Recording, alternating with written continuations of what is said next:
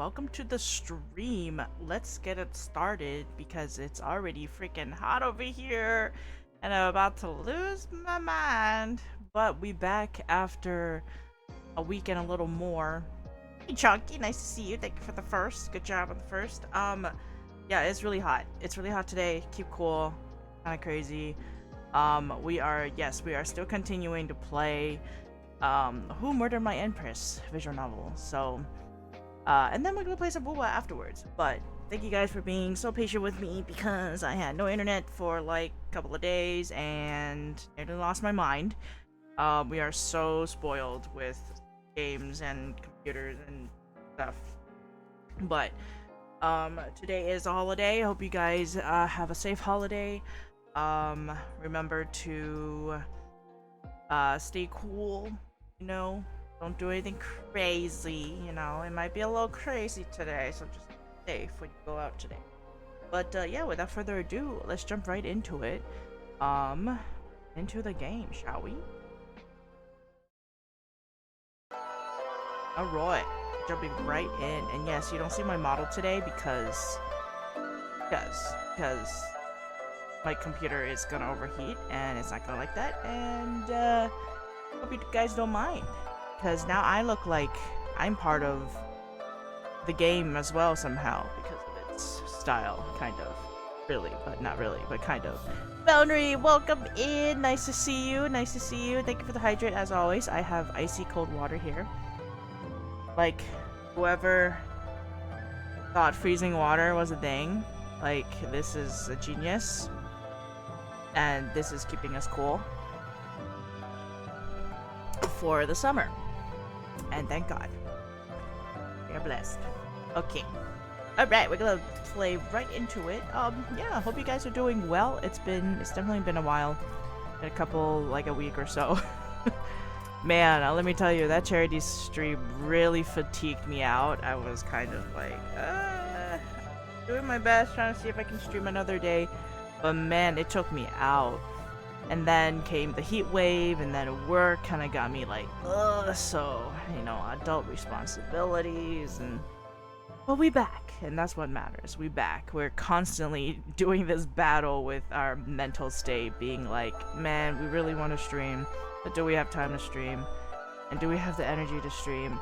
So to those who are streaming 24/7, I give kudos to you. Damn, you don't know how you do it. The full-time job. And still keep like such a schedule and still be entertaining and like give out energy as much as you can. Like, I don't have much energy after I finish work, so it's hard for me to like give energy. But today we can do some little funsies, you know. Hot week, I know, it's been kind of crazy, really crazy. But yeah, we're gonna go right back into the game. I'm very excited because I think we're on chapter, let's see. Which one of it? Is it this one? This one. This one. Chapter 5. We are on chapter 5. Definitely not chapter 3. We already finished that chapter 3. Demu! Demu, hello. Let me give you a shout out. Our lovely Demu. How you doing today? Hope it's not too hot where you are. If it is, stay cool. Our lovely Demu. We love Demu here. Yeah, welcome to the visual novel stream. Where all I do is stream visual novel. It's hot, but I'm okay. Okay, that's good. That's good. I'm very contemplating in getting an AC. Maybe I should just invest in it. Just did my Japanese lesson, so now I'm chilling, playing Final Fantasy. Oh snap! Look at you. Look at you being productive today, Demu. Amazing. Good job. Good job at in class. That's so cool. You're gonna be so fluent in Japanese. So fluent. Yippee, indeed. To my Empress. Oh, here's another yeah, love letter. With tender strokes I comb your hair. A moment of intimacy. A love so rare. Each strand a reminder of our shared story. Bound by a love that's strong and free. I think it took 4 years in college and I forgot like most of it. You know, at least you have some background in it so that you're just refreshing your mind. You know what I mean? So that it's easier for you to learn. It's gonna be like easy for you. June 8th, 1845, 206 days till the murder. Mordor. Alright, let's see how this is gonna go. If you hear a lot of sounds in my mic that's picking up, because I literally almost have like 3 fans on me because it's that hot. The air is warm, but we're trying to circulate the room. My room is really hot right now. Alright. Back into it. I have a rare afternoon off, not having to sift through officials' complaints. The sun bathes the palace garden in a warm golden glow, casting long shadows that dance playfully across the neatly manicured lawns and flower beds. I stretch out my arms as I sit on a wooden stool, waiting for Min. This morning, Lan informed me that he wanted to wonder what he's up to this time. When I bring the cup of tea to my lips, thudding footsteps and a voice echoes from afar. Sorry for keeping you waiting, Your Majesty. Min waves at me. His feet run towards where I sit with an energetic, almost skipping like motion. It's alright. Why do you want to meet me? He pulls out a piece of paper from his sleeve and points to a spot at the bottom of the page. I need your signature and your phoenix stamp. Here. What is it? You may have heard that I'm planning to open a restaurant in the capital. Is it tongue? Is it tongue? Oh my gosh. I gotta make sure. See, this is why you never ask me to remember names, because I can never. I gotta double check to see if that's how you say it. Tongue.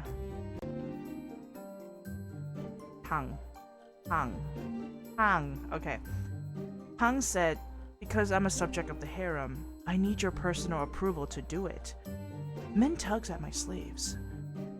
Please sign it, Your Majesty. I really want to succeed in this venture to make my father proud. His mouth is curled into a pleading pout. Suppose there's no reason why I should reject his. From what I know about his family, his father is a powerful merchant in the city and has always supported the Empress's reign. I would not want to upset Min in any way. Okay, just leave it here. I will approve it. Yes, thank you. In return, let me know if you need my assistance with anything. If my family can help you, we will. I suddenly recall a report I received from the official the other day. I promised the court I would look further into the illegal slave trafficking issue. Maybe he can help. Actually, there is something. Several officials raised concerns about the alarming rise in illegal slave trafficking of citizens originating from Shanghai. Given your family's expertise and connections in the merchant world, I was wondering if you could provide me with some insights. Min looks around as if trying to remember something. I see. I know a lead. Let's go now. He claps his hands together. Where are we going? We will go to the streets. He turns to look at me with a huge grin on his face. The street? We're going in the streets, guys. Min guides me through a path in the palace I've never been on before towards the gate. We stealthily made our way out of the palace, successfully avoiding guards. I don't know why we're sneaking out. I am the Empress. It's just more fun this way. Steal a glance at him. This man is more childish than I thought. Okay, now I'm starting to think maybe he's not suspicious. But, I feel like he's less suspicious compared to everyone else. Now that I look at it. I take a look around the main street we're walking down, my heart lightened by the vibrant scene before me. This is my first time venturing beyond the palace walls since arriving in this unfamiliar world. The street is bustling with activity, lined with colorful stalls and lively marketplaces. Ornate lanterns, sizzling street food, and the melodic chatter of people. A strange sense of familiarity washes over me. It's an odd sensation, knowing that I am witnessing a scene that will evolve over the next 200 years. chewing on his snack next to me. Min turns towards me. I'm curious, why are you suddenly taking an interest in our court matter? I tilt my head at him. Why? You have concerns about my dedication to court? You must have hit your head pretty hard if you don't remember. No judgment here, Your Majesty.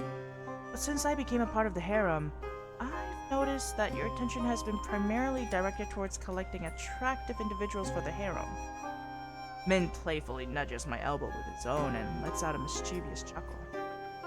Though, it's not a problem for me, sharing with men, if it means having someone as beautiful as you. Oh my god! Okay. I recoil my elbow, feeling annoyed. But on a serious note, it seems that the Empress doesn't command a high level of respect as a diligent ruler among her court and consorts. This comes as a surprise to her, considering that in modern times, she is often depicted as a fair and dedicated ruler. When we reach the end of the street, a group of kids huddled together in the corner wave at us. Lord Min, you visit us again. The kids rush to surround Min. Now, behave. They're here to ask for some info. Who are these kids? These are the orphans whom I frequently donate money to. Some of them were just rescued from the slave trafficking ring. Like this one. He points to a small boy with a tiny ponytail in the middle of his bald head. The kid shyly stands behind another kid's shoulder, peeking at us through his long eyelashes. I squat down in front of him, trying to use my soft voice to scare him. Hello, what's your name? Hello, my name is Tio. Hi, Tio. We just want to understand what happened to you before you came here. Can you please help us? Tio's hand pulls the edge of his short, faded shirt. Jeez. He is silent at first, but then hesitantly speaks with a quiet voice. Well, one day in my village in Shanghai, a man said he would give me money if I follow him to the harbor and put me in a container. When I woke up, I was in a room full of other kids. The room was so dark, we could barely see each other. They fed us twice a day, and each night they would take a couple of us away from the room. Those kids never came back. I was rescued before it was my turn. Well, I never really knew what happened to the kids, but I heard a rumor.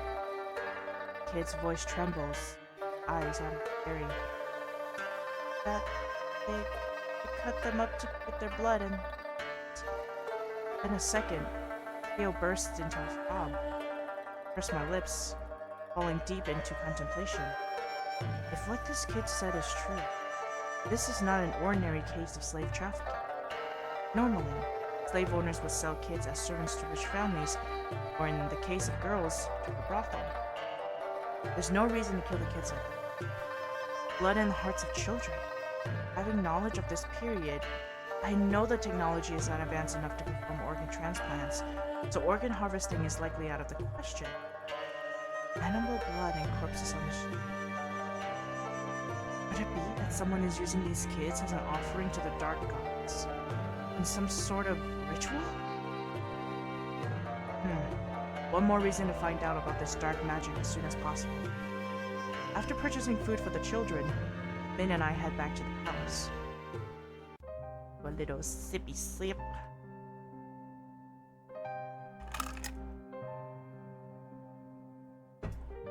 On our way, my mind can't help but linger on the image of those kids we encountered. This is my first case involving children. I can't help but find myself grappling with conflicted thoughts. Part of me knows I should feel sorrow for these kids who have suffered greatly as victims of war. Malevolence. Yet another part of me has made peace with the fact that the world has been and will always be cruel to them. It doesn't matter who I am, a police officer or an empress. I can't save every single individual. What is more important to me right now is finding a way to explain the mechanics of my time travel and solve the Empress's murder mystery. But perhaps by putting more resources into finding the culprit of the slave traffic, and save more children from suffering the same fate.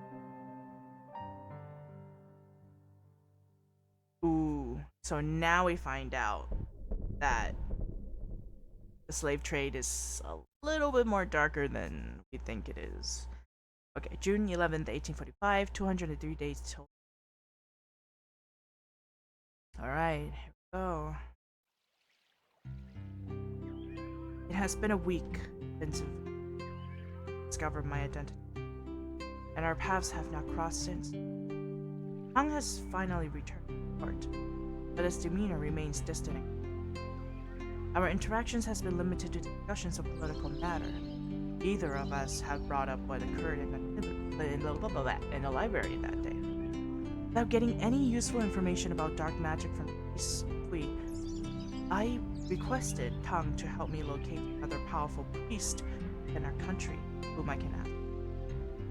He promised me that he would provide me with the details today. After having lunch in the palace, I head out to find Tang. Where should I go to find him? Alright. Where could Tang be? If I was him,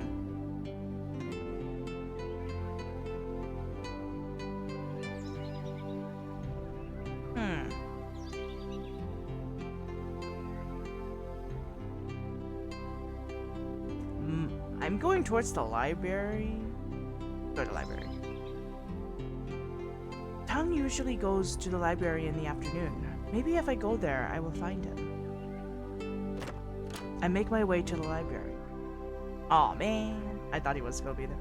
To my surprise, there was no one in sight. Even the eunuch who usually takes care of the library mentions that he hasn't seen Tang today. It seems like he might be occupied elsewhere.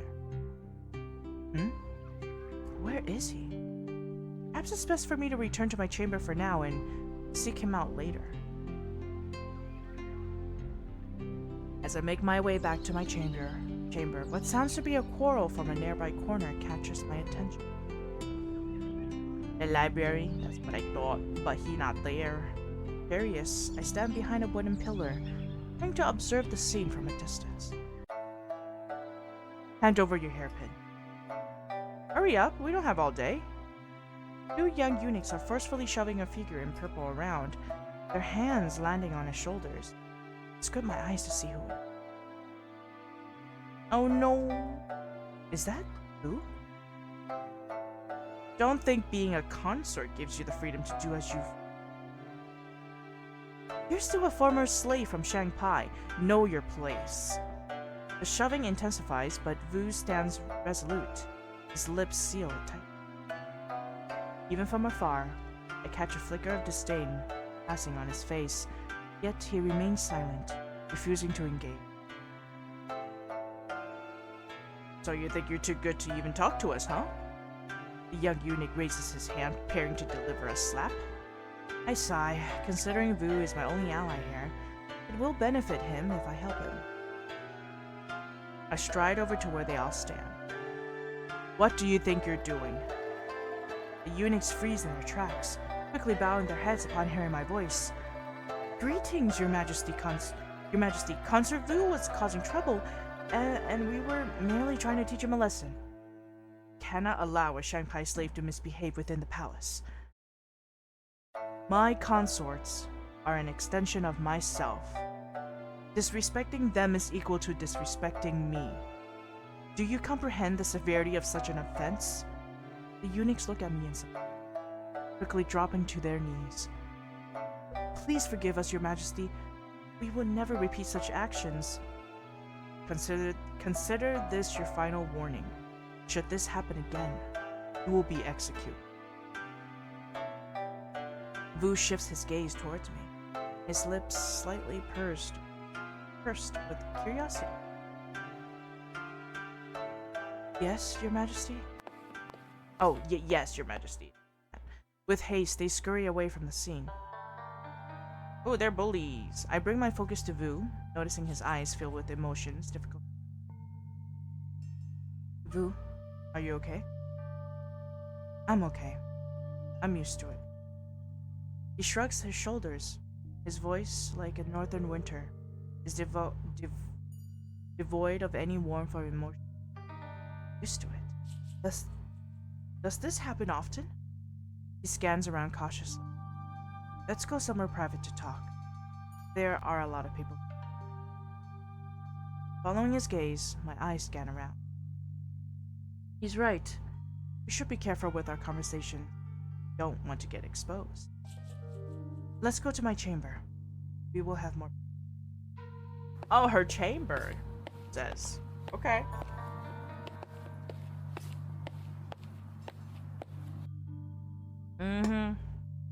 Silence hangs in the air between us during our walk to my room.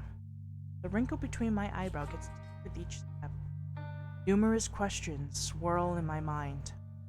Boo is clearly a consort. He lets people. Why? Right after my room door is shut, Boo slumps into the chair. He twists his arms in front of him for a big His demeanor shifts back to nonchalance from the pensive expression he wore just moments ago.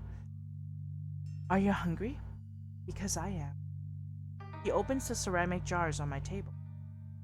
Boo, it's not okay for them to do that to you. Why did you not defend yourself? What do you like? Fried longan? Or... Continuing to rummage through the snack jars, he pays no attention to my question. The pieces of dried snack crunch underneath his touch, which aggravates me even more. I cross my arms, my feet tapping on the floor. I'm not one to take interest in others' business, but something about his evasive manner irritates me. Do they often bully you like this? Hey, I'm talking to you. I wave my hand in the air at him. With a sigh, he finally lifts his gaze to meet my eyes. If you want to know, they don't bother me. What can I actually do about it except ignore them? You could at least have fought back or asked the Empress to protect you. Boo leans back lazily, resting against the chair. Her Majesty has far greater concerns to attend to, let alone have time for such trivial matters. Besides, our time was better spent doing something more, dare I say, pleasurable. He playfully waits. Okay, taken aback by his unexpected response, I frown. Again, I don't want to delve into what that means. Hey, yes, Sushi, thank you for the hydrate. I shall take a sip. How you doing, Sushi? Nice seeing you.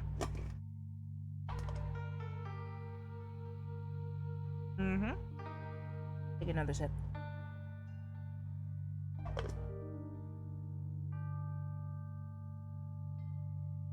Alright, thanks for the hydrate. Well, I'm not her.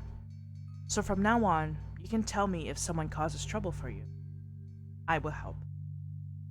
Dropping the piece of dry fruit he just picked up into the jar, he rises up and saunters to me, his eyebrow. And why are you being so nice to me? You helped me the other day to not get exposed by Zui. It's only fair that I return the favor. So we are... I frown again. Don't like that word. I was thinking more of allies. Vu hooks his head to the side. A small strand of hair falls on his. He flutters his eyelashes. Why not friends? You don't like me? My shoulders tighten. What does he mean? You don't have to be so tense. I was just joking. Boo lets out a laugh. I roll my eyes. Is he like this to everyone? But a hint of seriousness returns to his voice. I did promise to help you get information in the palace. What do you want to do? I want to learn more about the Empress. I believe you were close to her in this palace. If someone knows who she is as a person, perhaps it's you. As a person, say. Yes. Was she a good ruler? Boo sits down beside me. He stares at an unseen point. Her Majesty, my savior, and I hold nothing but utmost respect for her. Despite the hatred she received from others, I firmly believe he is a remarkable ruler and had valid justification for action.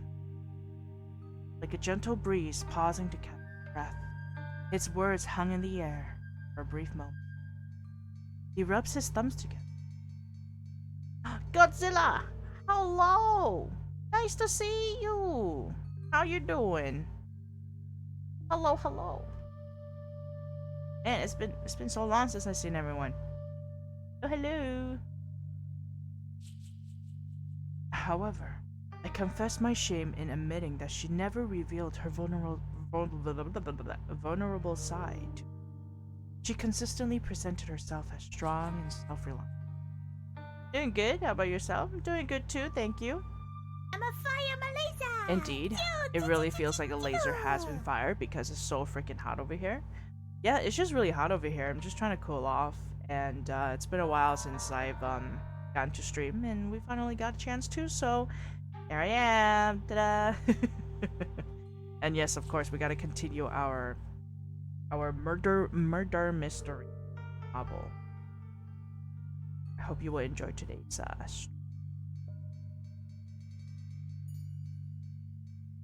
okay, I already read that. I only wish she would allow me to care for her. Then, maybe. As if aware of his moment of vulnerability, Vu's words abruptly trail off. These are unnecessary details that you don't need to know. He knows more than we know, definitely. Obviously. The way he speaks about the Empress, even though it conflicts with what the court thinks about her, it makes sense. Given that she was the one who rescued him, it's only natural for him to have a favorable disposition towards her. Yeah, Summer is here and it's making a statement. I know. Jesus. It's not giving us a break, is it?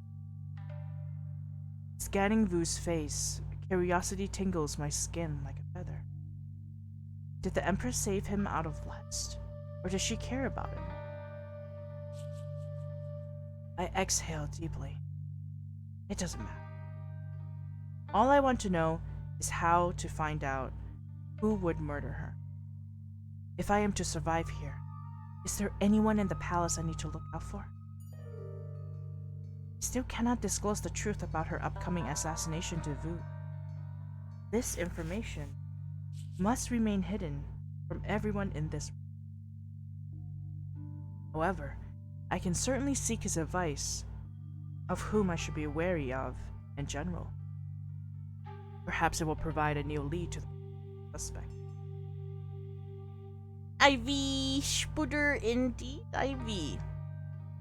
I haven't seen you in a long time too. Oh my god, hello there. Hello there. Welcome in. It's hot. We trying to cool off right now. We're in front of this gorgeous consort that has beautiful, luscious hair, and just beautiful. You know that we're here. We're here to play this murder mystery and also talk to our consorts. That's what we're doing. Having a great time so far. Vu reclines on the chair, his arms cradling his head in some. We're doing well, Ivy. I'd say keep an eye on Zui. I've been busy, soon to be engaged. Hello? Wait, give me 1 second.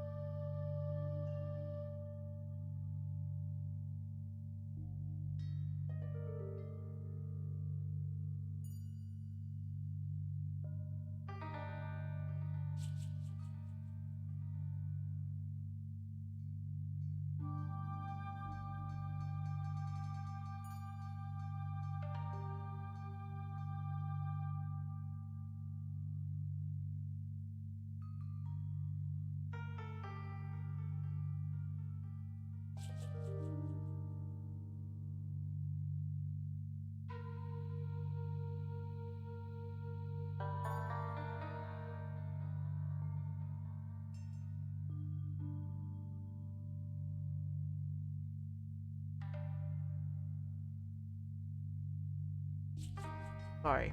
I had to pause for a second. What was that? I've been busy, soon to be engaged, just gotta plan it properly, aka 6 months to a year. Wait, what? You're soon to be engaged? Wait, what? Did I miss a chapter in your life? Ivy, what's going on? You're gonna be engaged? Is that what you're telling me? Can you say that again? Ivy? Ivy, where you at? Wait. You're gonna have a fiance? Oh shit! Ivy, that is so exciting! Oh my god! Wait, how come? What? What the fuck? What? Happened out of nowhere! Holy moly! Ivy, congrats! That's so exciting! That's crazy! Wow. What? Oh my god, I didn't get to catch up with you at all, and then suddenly you came back and you're like, so yeah, I'm getting engaged. I'm like, what the f- Ivy, that's so cool. I'm so happy for you.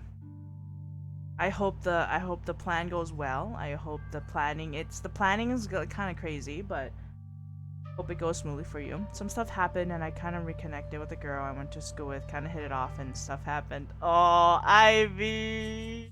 Oh, I'm so happy for you. That's so great. Oh, wishing you guys the best, you know? Wow, congrats, congrats, congrats. This is such awesome news. This is so cool. Thanks for sharing the news with us, Ivy. That's amazing. Wow, wow, wow, wow, wow. Wow. I felt like I haven't seen you in half a year, and then suddenly you came back and you're like, hey, so I'm engaged. I'm getting engaged, dude. Just to let you know. That's so cool. Wow. Congrats on that note. I'm an ordained minister if you need it. Oh, are you, Sushi? That's kind of cool. That's awesome. Wow, wow, wow. Alright, wow. Yeah. Well, I'm pretty sure soon you have everything planned out, so let me know when the wedding is. Damn. That is so cool. Good for you. Good for you. Ivy. Sushi is. Yes, I know. Sushi is. Yes. Wow. Fighting is stressful. Yeah, it is stressful, but hey, it's a teamwork kind of thing. You know, you and your partner can definitely work it out. You know, you can both plan it together, and it'll be fine. Yeah, exactly. You can even hire a wedding planner. You can hire a wedding planner and then just tell them what you want, and then they take care of it for you. So it will definitely be worth hiring someone like that. So, takes the stress off a lot more. But yeah, hope everything goes well. Hope the plan goes smooth, and hope you guys find everything good, and you know, hope you'll be able to find the venues and everything well. And yeah, party! I'm sure it'll be lovely. Or it will be very, very lovely. Yeah. You gotta tell the crew, Ivy. This is such exciting news. Can I tell the crew for you? You have to jump in at least to tell the crew. You have to. Just for the news, you know? I'm gonna wait till you jump in to tell the crew. You have to tell the crew, bro.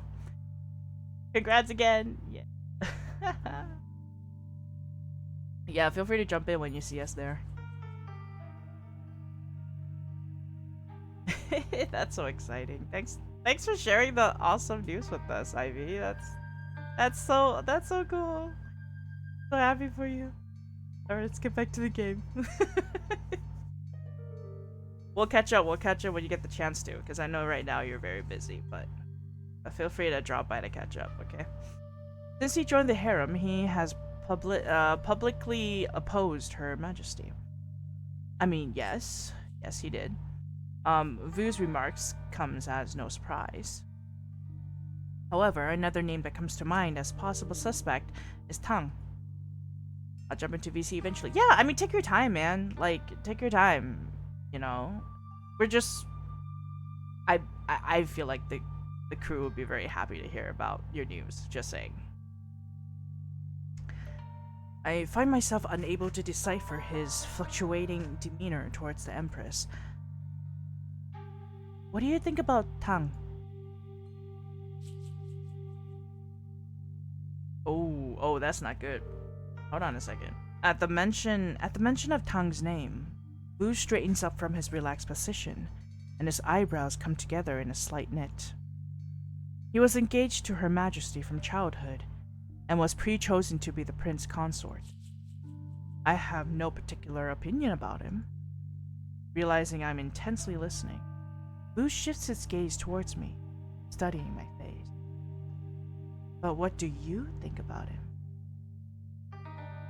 I believe he is a diligent advisor and appears to be a reliable individual. He has shown great dedication in assisting me with court matters, but there is an air of mystery surrounding him. Despite my attempts to engage with him, he has been avoiding me. Yes. Tang is indeed popular with the ladies, No, it's not like that. I have no particular interest. I just want to understand the people around the Empress, making sure that I can convincingly impersonate her during my time here. Vu narrows his eyes, scanning my face from left to right. If you want to impersonate her, you need to know what she likes. Her Majesty is very particular about everything, especially her appearance. He gestures at my hair. Your hair is not properly done. Her Majesty has a particular way of doing her hair. Oh, well, I was in a rush this morning, so I ordered the maids to do it quick. Without waiting for me to finish my sentence, he offers his hands in front of me. Come. I blink at him, confused. What are you doing? Vu raises his eyebrows. Woohoo! Oh my god! Thank you so much for the sub. Young Professor! Not again. God dang it! Young Professor! God damn! I thought we talked about you bring too many pizzas to the function. Young Professor, I think you need to slow down with the pizza. We still had some from last week. Have you gotten a slice? Have you yourself gotten a few slices yet, Young Professor, for yourself? Oh my god. Every single... I swear to god. Young Professor about to give me a heart attack every time. Oh my god. Thank you, Young Professor. I'm too Asian to accept this. Oh. Thank you, Young Professor. Thank you for the support. Oh, it's for your internet being... Yeah, but it's like... You make it seem like it's a celebration. I gotta bring all the pizzas to the function. Like, what? Oh, thank you, Young Professor. That's so sweet. I'm dead. Like, time to celebrate with some pizzas. Here we go. Oh, man. I hope you grab some slices yourself, you know? I hope you're enjoying stream so far. Long time no see. Great to see you back, Empress. Hope you're doing well yourself. Sexy! It's about that time, yeah? Wait, what's about that time? Also, welcome, Sexy. It's been a while, too. Hello, it's nice to see you. What do you mean it's about that time? About that time? What time? Oh yeah, I was complaining on Twitter about my internet being like, I have no internet for a few days. Oh, I hope the internet will come back. A few days, I hope. Sure enough, they sent someone to fix it, and they actually like replaced the whole modem and everything, so it's on Neo now, you know. To hydrate? Surely, if only the time limit was shorter. Please don't drown the tarantula, please, thank you. talking about the game on the screen. No, not that time sexy. It is not that sexy time. It's not that time yet. But he really be looking like it's about that time. I don't know, man. It's a little bit.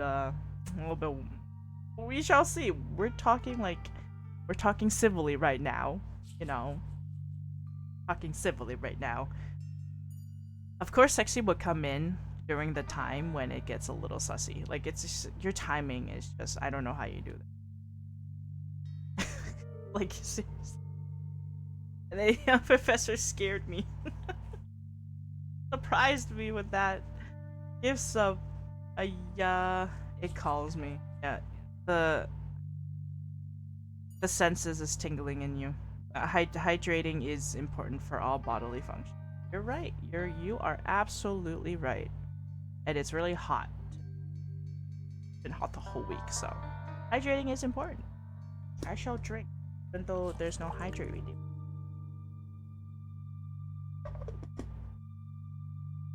Nothing like ice cold water. Boo raises his eyebrows.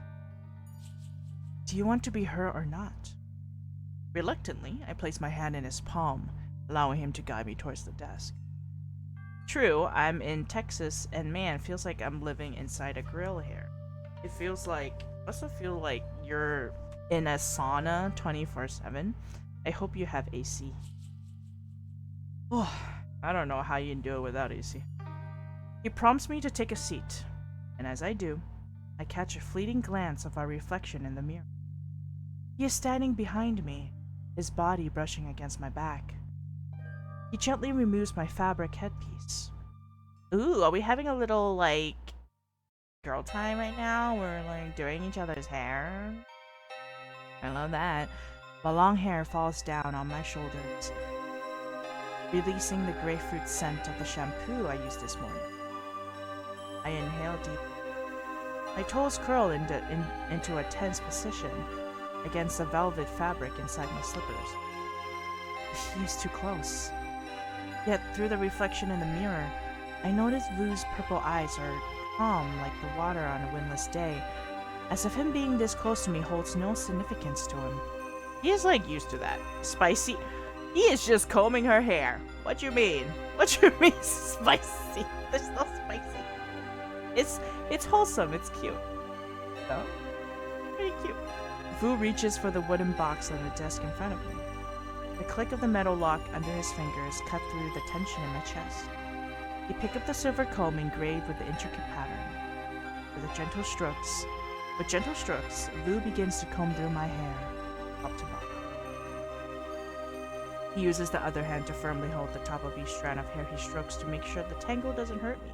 Aww. He knows how to treat a woman. For inexplicable reasons, my toes release from their tense curls. I surrender to it. I've never asked you your name. Your real name. His voice breaks the silence. My name? Yes. I want to get to know who I am helping. I clench my jaws. The mere mention of my name, which was given to me by my father, ignites a flicker of irritation deep within me. Serving, a constant reminder of what my father did to my mom, to us. You can call me Mai. Mai, as in apricot blossom? While Mai, in our language, can mean the yellow flowers of apricot tree, I've never thought of my name that way. I've always viewed it with the other meaning of the word. More like tomorrow. I don't see myself in any sort of flower. Continuing to comb my hair, Vu lets out a chuckle. I disagree. Tomorrow and apricot blossom have something in common. They both symbolize hope and optimism. Vu gently leans in from behind. His chin gently rests on my shoulder. Hey, yo! Bro be getting a little too close to us. Okay. Apricot blossoms are gorgeous and illuminate everything around them. I can see that it suits you quite well. There's nothing spicier than small domestic romance. So intimate. What the hell? What the? Yeah, I really love those sucker bambas. They're great. Oh my god. Oh lordy. This is what we live for. This is what we live for. Let's go. The scent of apples and jasmine from him envelops me. My throat goes dry as our eyes meet in the reflection of the mirror. Imagine if he has Axe body spray and all you smell is the fucking Axe body spray. But no, he smells like apples and jasmine. It's very lovely. You know, people should use that scent more often. Jasmine and apples. Sounds good. Should be dying. Ew, I know, right? Imagine that and it should be like choking. She'd be like, I can't breathe. How can he do such actions and say such things to a stranger with such a straight face? I let my teeth sink into the soft flesh of my inner cheek. A subtle reminder to calm myself. Then suddenly, the creaking of the door and thudding footsteps reverberate through the room. Your Majesty, someone is here to see you. Like, damn bro, you stay. I told you, I'm busy. A familiar figure, dressed in white, storms in before I finish my sentence. Oh, here we go, here's Tang. Your Majesty, I found the information you're looking for. Tang's words trail off in his throat. His eyes widen as he sees Vu and I. His face, almost twitching. Oh no. Oh no, here we go. Some tension. We love that. We love some tension. Two men fight over us? Hell yeah, let's go. This is what we live for. This is what we truly live for. Ah, Consort Tang. Come to join us. Vu smirks at Tang in the corner of his eyes. Tang squeezes the white paper fan he's holding, but then quickly releases it. His face reverts back to his usual emotionless facade. Oh, thank you for the hydrate. Oh wow, you are ready with that hydrate.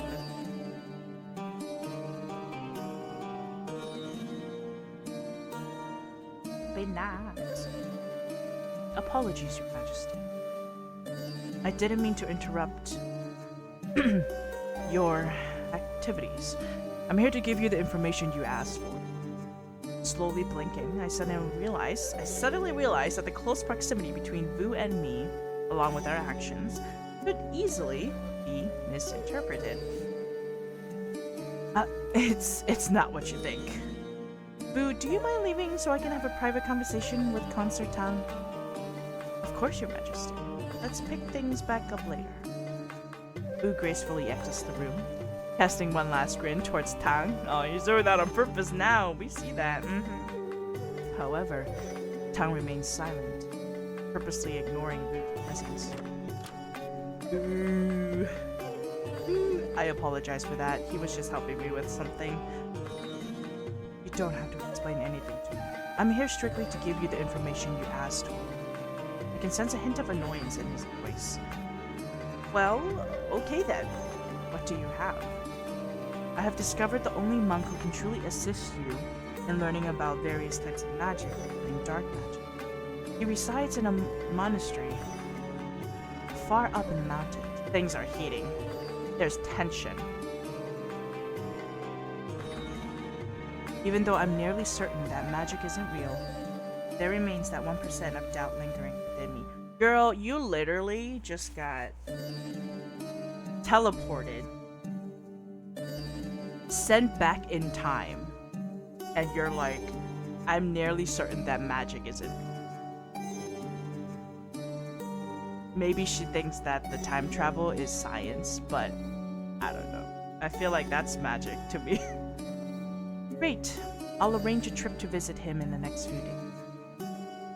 Your Majesty, do you need me to escort you?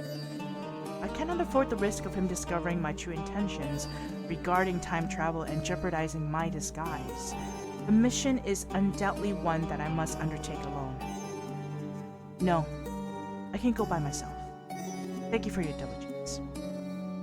Then I shall take my leave. He offers a respectful bow, exits the room without looking at me. Cast a glance at him leaving. His mysterious aloofness and distant remain, but I'll set aside my concerns about him for now. I have a promising lead to follow, and I'm filled with hope that it might even reveal how I got here. Obviously. Maybe we'll find out.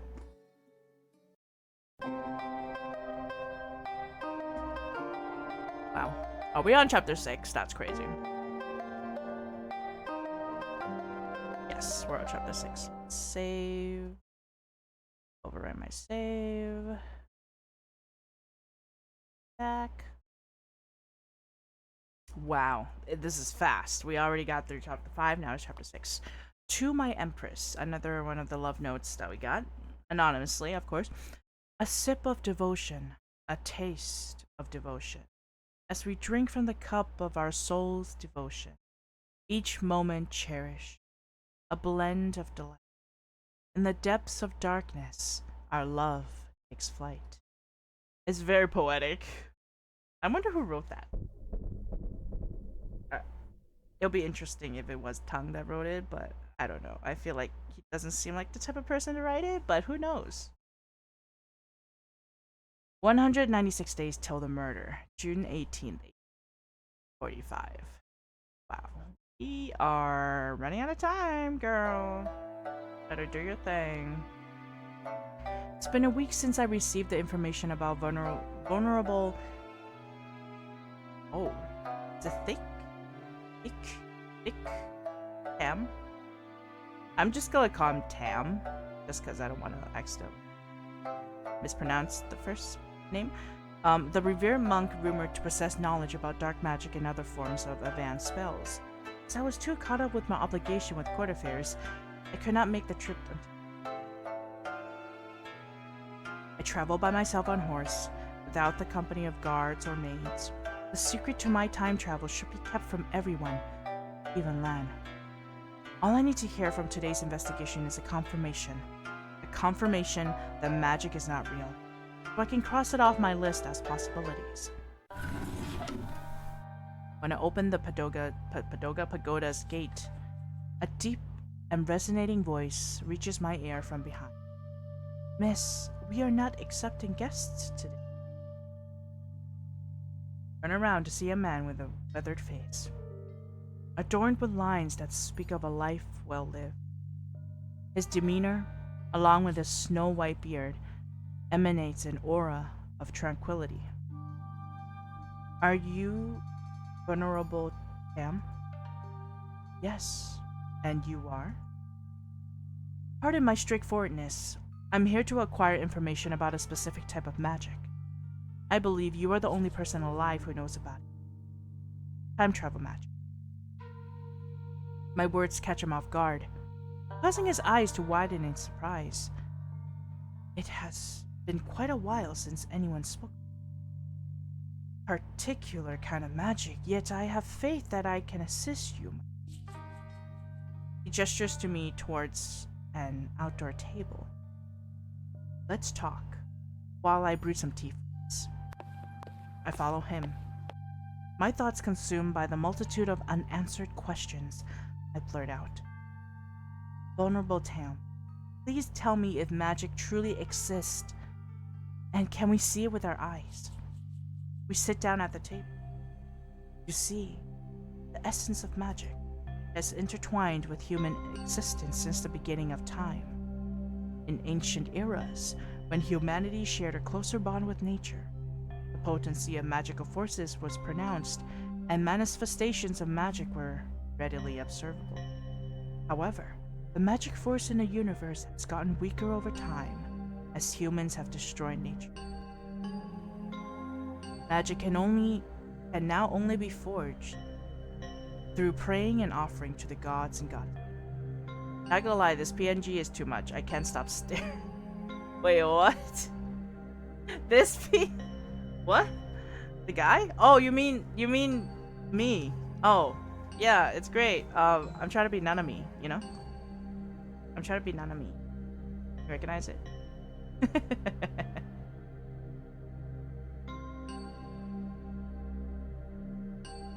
I stare into my crystal eyes. Now your balls are paralyzed. I'm just kidding. I love that saying. Alright. Huh? Don't worry about it. A faint chuckle escapes him. Ah, another doubter. He just called me a doubter. A doubter. Oh my god. Just because you can't see something doesn't mean it's not real. There are many people who got what their hearts desire from praying to the gods and got it. Since I got 9 ads, I'm gonna take a break for and grab a trinket back. Oh lordy. Why is it 9 ads? That's fucking insane. Yo, what is Twitch doing nowadays? That is crazy. Oh my god. You know what? I'm gonna take a little break and also drink some water too. So my ice in there is like breaking apart.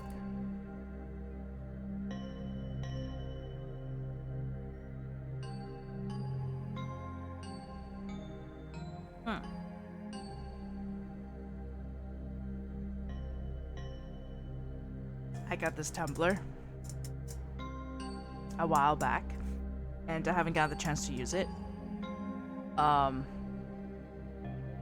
Because when I drink tea, I use like a mug, you know, during the winter, and now it's like summer, so I bought like a new ice mold maker thing, you know, and so now I'm using this to keep my ice and my drink cold. And it's a cinema roll theme one. It's super cute. It's like a nice, like, pastel teal, if that's the word. No, it's like more greenish, if anything. And it has cinema roll on it. I love cinema roll. I finally get to use it.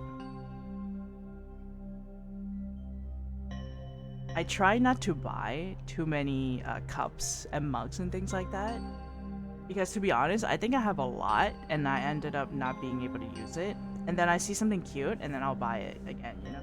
So it's like, I don't want to have the habit of buying so many tumblers and not...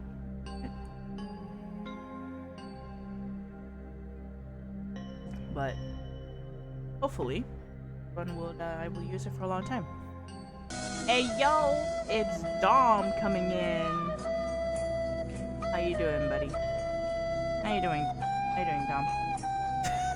Of course, with the Titanic flute entrance as per usual. How's it going, Dom? How you doing? Your shout out. We have our lovely friend here, Dom. Hope summer is treating you all right. Given by trinkets. I know it's. And capitalism be winning, bro. Feed your base gremlin earns. Welcome back, sexy. Got back just in time. Oh, maybe my gremlin. Yeah, because there's really cool tumblers and cups out there, you know? It's just so freaking cute and you just want to get it. Yeah.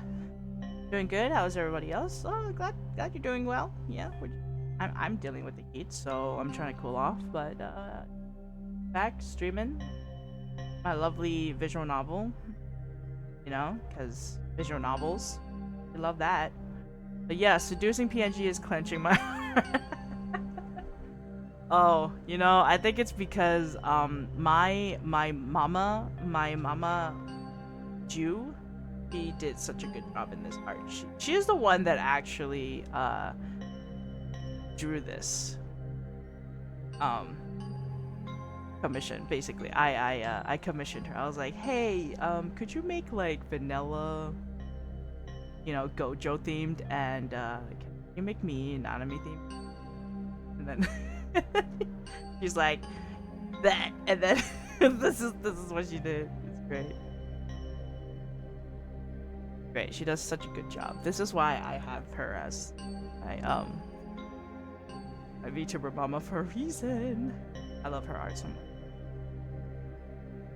Alright, now that you guys are back, you got your drinks, you got your snacks. Now we get back into the time travelness of stuff. Out here pulling people by the scalp. Yank! Like, I'm gonna get you. Anyways. Alright, let's get back to it. I furrow my eyebrow. Those are probably just anecdotal evidence. His explanation doesn't suffice. However, I've decided to play along, hoping to gain as much information about my time traveling as I can. There might be a lead to another scientific Sir, but what about time-traveling magic?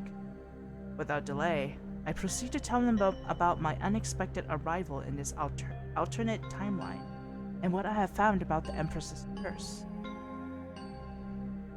He attentively absorbs my words, his gaze drifting into the void as he enters a deep contemplation. This man needs therapy. Like, as much as he is like a monk, right? A priest, a monk. At the same time, I think he sees some things and he needs help himself. This poor guy. The manipulation of time through magic is deemed a forbidden dark act.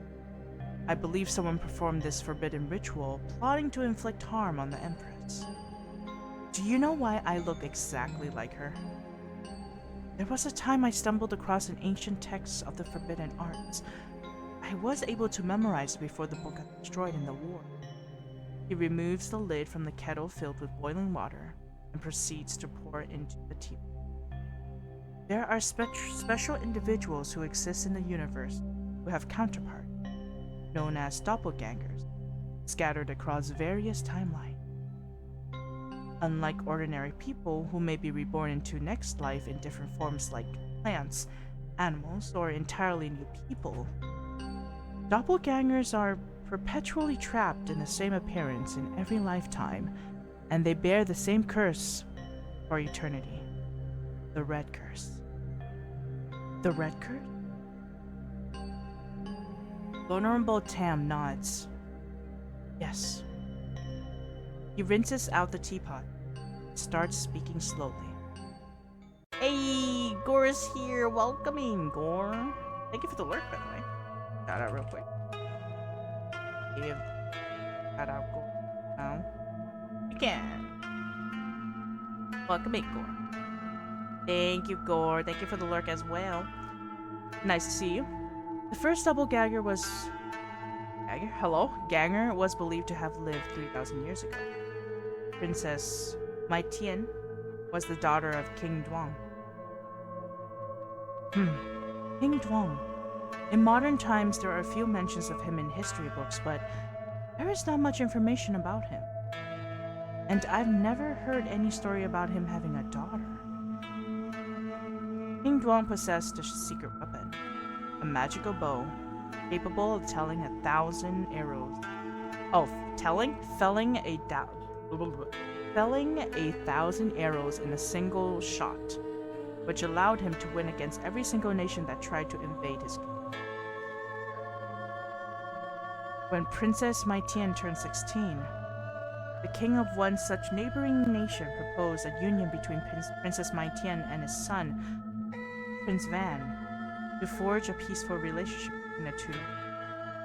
Or is it Van? At their very first encounter, Mai Tian and Van fell deeply in love and got married. From that moment on, they spent every precious second together within the opulent confines of King Duang's palace. Ooh, the music is getting kind of dramatic. As a display of his affection, Van gifted Princess Tian a magical goose feather coat, instructing her to pluck its feathers to create a trail whenever she wished to be found by him. One day, Prince Van asked his beloved wife for a glimpse of her father's magical bow. Oh lord. Trusting him completely, Tian didn't hesitate. But of course, as a measure of precaution, when they left the secret room storing the magical bow, she double-checked to ensure it remained untouched and secure. Little does she know that the following day, Van's father would lead an army to invade King Duang's kingdom. When the moment arose for King Duang to unleash the power of the magical bow, he discovered it to be a mere replica. Panic engulfed him. He swiftly gathered his daughter onto a horse, and together they fled towards the ocean. However, no matter where they ran, the enemy was able to track them down. Upon reaching the ocean's edge, the golden turtle, the god who has bestowed him the magical bow upon King Duang, emerged from the waters and pointed at him. "Your enemy sits right behind your back," the god proclaimed. King Duang turned around, only to realize that Princess Maitian had been leaving a trail of white goose feathers on the beach, unwittingly guiding their pursuers. King Duang raised his sword against his once beloved daughter, as he could not tolerate her betrayal. In this dire moment, Maitian herself grasped the truth. Her husband had betrayed her. In her final breath, Maitian prayed to the dark gods, using her blood as an offering. I am face palming, regretting living, and even put powdered sugar in my tea. Oh no! Taxi! Oh my god. Well, let me know how that tastes. And if you need any milk in your tea at all. I mean, it's slightly sweet, so maybe it works. I don't know. How does it taste, Sexy? How does it taste? She asked never to fall in love again in her next life. Oh, because of the betrayal. As I listened to Vulnerable Tam's story, I lightly tapped my hands on the table, sinking into my thoughts. So this is the curse the Empress was born with. Our nation has always been superstitious. Spreading rumors about the Empress being cursed would have had a big influence over how people perceived her. I furrowed my eyebrows. What does this have to do with time travel? How does this time travel magic work exactly? There is a specific spell that can switch the bodies and souls of the doppelgangers, but it requires a lot of evil deeds as offering. Evil deeds? Oh no. Oh, this connects to the trafficking thing that's going on. Doesn't taste any different. Okay, I guess that's good. Right? It doesn't sweeten the tea or anything. Once the offerings are presented to the evil gods, two doppelgangers will switch places. Oh, switch places. Okay, that's interesting. Yes, and after this ritual, the two doppelgangers are connected by blood, which means if someone injures one, the other will get the same injury.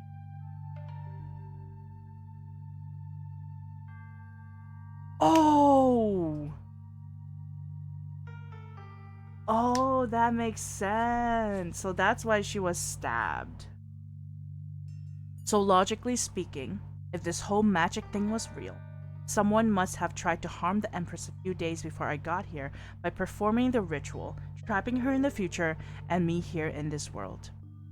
Nevertheless, this is merely the initial phase of the ritual. Counting from the day you arrived here, you would have 220 days to reverse the spell in order to return to your timeline. 220 days? Yes. And at exactly noon of the 220th day, which is known as the Fateful Day, all the planets will align, and the Earth will surge with extreme magical power, which will be the time the universe decides the fate of these two doppelgangers. I do the math in my head. 220 days from the day I got here. Isn't that... It's the day of the Prince Consort announcement ceremony. That is also the day that the Empress was recorded to be assassinated in a modern history book. What will happen on that day? There are 3 different outcomes, really. And bear with me, child, as the rule of the universe is complex. Ham locks eyes with me. In the first outcome, if one of you is able to break the red curse before noon of the fateful day, you two will switch back to your original times and places safely. Break the red curse? That means one of you figuring out how to love. I wriggle my nose, trying to hide my annoyance. Figuring out how to love?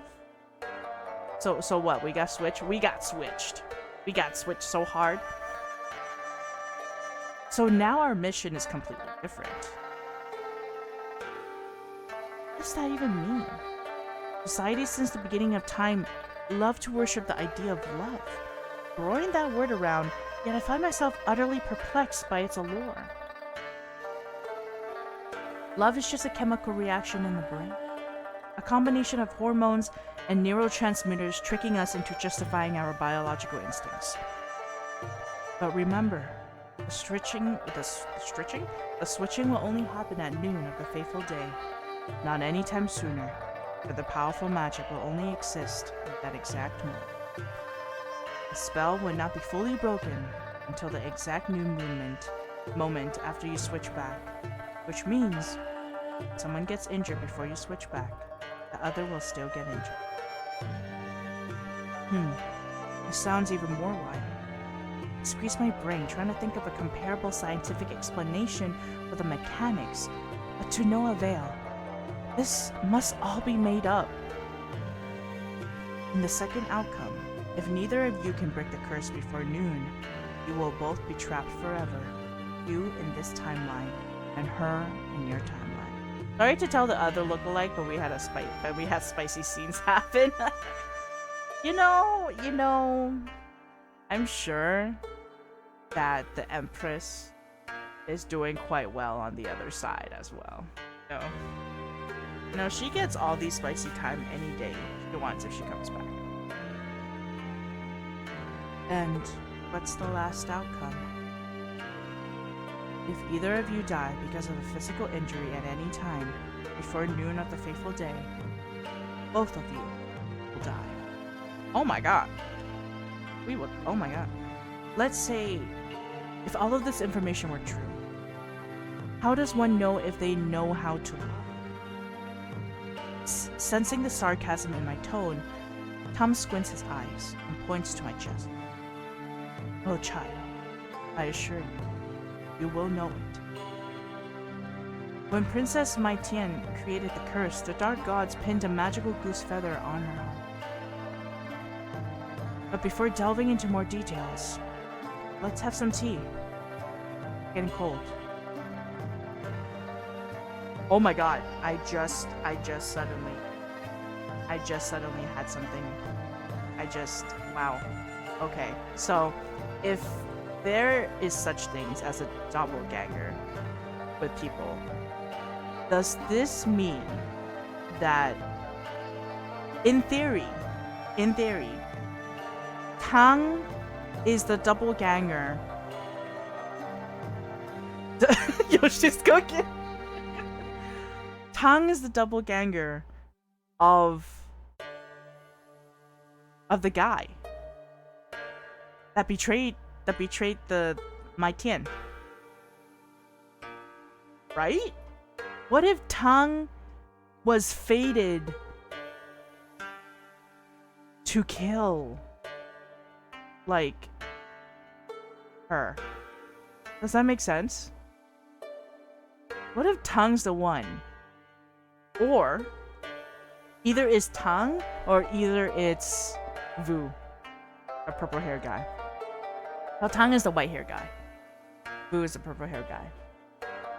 Either one of them might be like the doppelganger of the late, guy that gave the Maitian the goose feathered cape thing about. So now I feel like between those two, possibly, right? And that Vu mentioned Zui. Zui almost seems like he might be part of this, but maybe he's a distraction. Right? Maybe he's not the doppelganger at all. Maybe he's just being blamed on so that, or like shifted where like Vu's like, oh, like you gotta pay attention to Zui, like he's kind of sus, you know.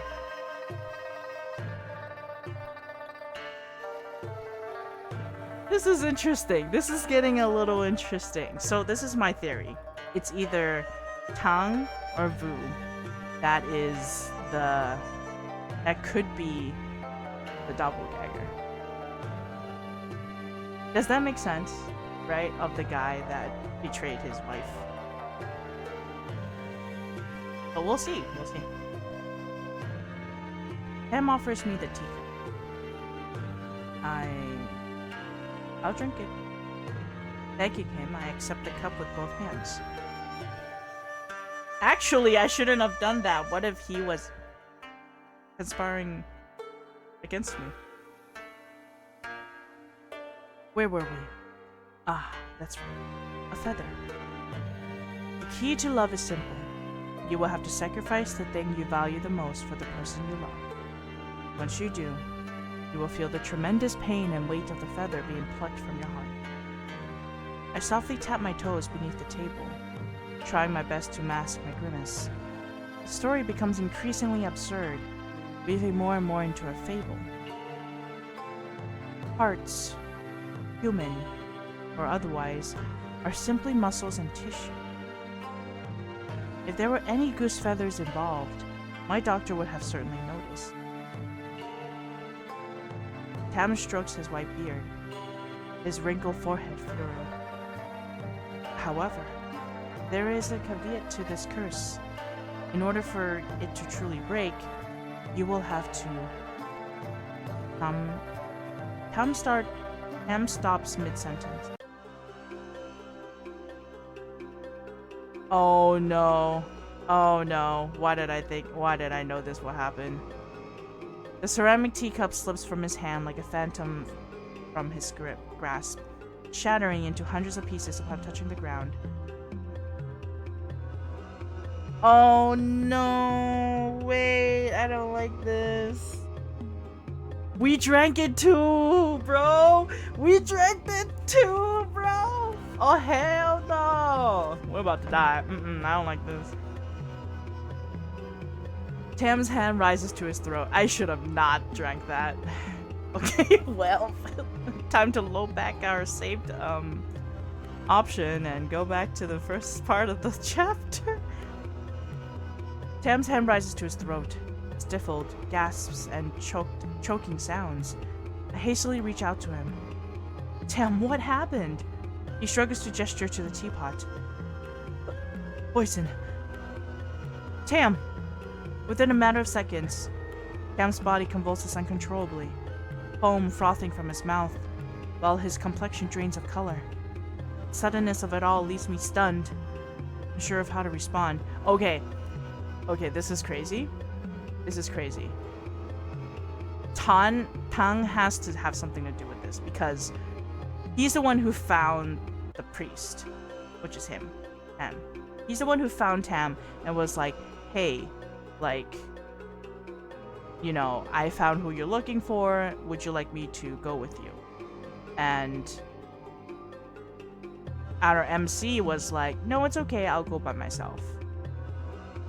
Tang is now a very high suspect right now. Like, he's very suspicious right now, because I feel like either he did this in advance and poisoned the priest so that he won't say anything.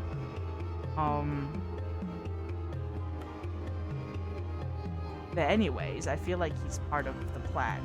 He might be. That's my theory.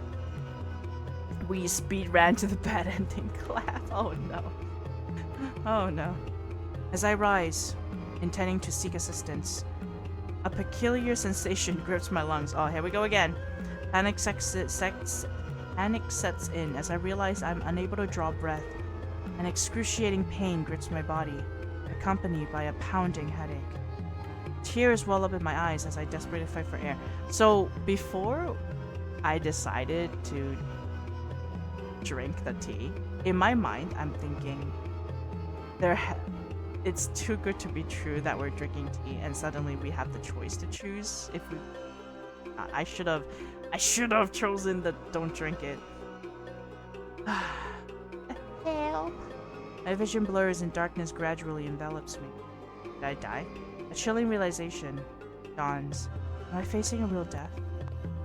However, just as I resign myself to this fate, I hear the faint thudding of footsteps coming close. Struggling to open my eyes, I find that everything remains blurred and distant. Only a vague figure, unrecognizable in my impaired state, kneels behind me. I attempt to move, but my body remains unresponsive, succumbing to the poison's grip. Yet we meet again. Despite the haze induced by the poison, a faint sense of familiarity tugs at my senses, as if I have encountered this voice before, though I cannot place it. The person places a drop of liquid into my mouth. I feel a hint of bitterness on my tongue. Then, they delicately lift a strand of my hair, bringing it close to their nose, as though savoring my scent. Oh, that is creepy! Cannot die. Not yet. The person rises and departs, leaving me to succumb to complete unconsciousness, engulfed by darkness. I am unsure of the duration during which I remain unconscious, but my senses are awakened by the voices of the monks beckoning me. Miss, are you alright? Gradually, my faculties return to me, and my vision clears. I witness a cluster of monks weeping in the vicinity of vulnerable Tam's lifeless form. I rise up to a seat. What happened? You and Tam were poisoned. Did you see the person who was here? No, we didn't see anyone. Stare at my hand. No trembles. Pulse stable. As if the poison has been purged. Clearly, the mysterious person gave me an antidote for the poison. But who was that? And why did they save me? Okay, now I am super curious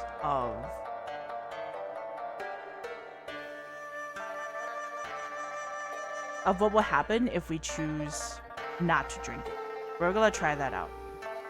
Okay, we're gonna try that. I saved the previous just to see. We're gonna decline the tea. Politely, I decline his offer. I'm not in the mood to partake in a leisurely tea drinking session. Okay. Now, he's the one that drinks it, I think. Okay.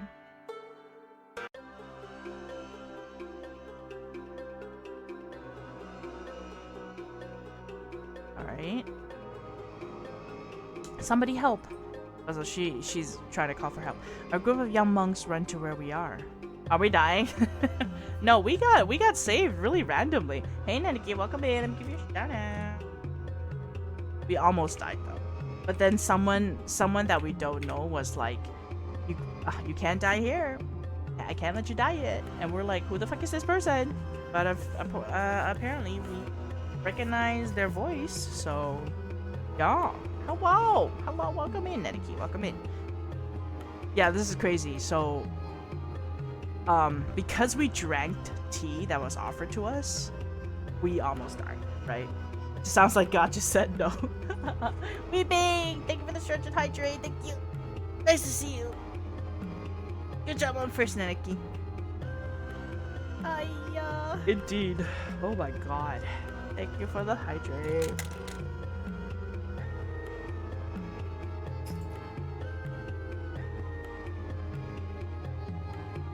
Let me go grab more water, but it should be okay.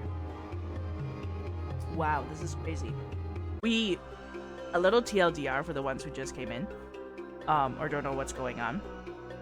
We went to see a priest that knows a little bit more about time traveling, and the story behind, the Red Curse. So, why the MC has this curse, and the previous Empress, that she suddenly took the body of had the Red Curse, was because of this prince, this guy, and then also a princess, basically, and they married, because of a union formed, and turns out that there was some betrayal, there was some love betrayal. Her husband betrayed her, and so she, before she died, she kind of like made a curse upon her future descendants, was like, my future descendants shall know no love and will never love, and if they love, there's something bad will happen to them. And so this curse is called the red curse, basically. And so the Empress, which looks exactly like the previous princess, Mai Tian, she basically got, murdered, of course, right? And she wasn't able to survive that. And then the interesting thing is, Mai, our MC, has the same exact face as the princess and also the Empress. So it's like, okay, we have a double ganger situation going on here. Apparently, with the whole time travel thing going on, Mai, and the Empress switch places. Right? They switch places. When the Empress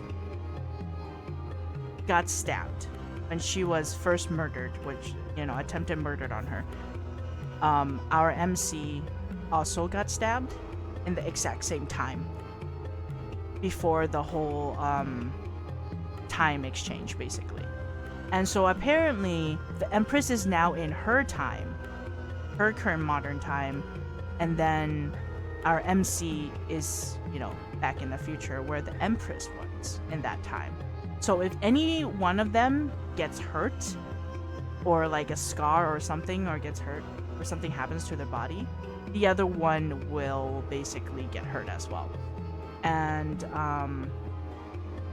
from the day of the MC basically got, time traveled back, within 220 days, they have 220 days to break the Red Curse.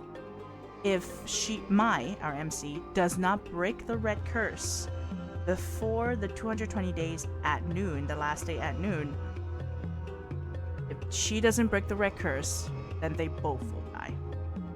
Yeah, that's what the monk was telling us. And as he was telling us, he was like, you gotta learn how to love. And she's like, learn how to love? What the fuck? What does that even mean, And so, as he was explaining exactly what that means, he took a sip of the tea a couple minutes ago, and then now he's suffering, right? So the route we took was I first sipped the tea as well. So we got poisoned at the same time. And someone random just gave us someone just randomly came in and was like, you can't die yet. You just don't know who I am, but you can't die yet. And so they gave us the antidote for the poison, but then of course the priest is dead. So now I'm going back basically to see, I load up the past file to see if it'll end up a different way. Maybe we won't see the person that's gonna give us the antidote. So let's see from there, basically. Damn, pain and play with her life. The Mao, no love, only survival on my mind.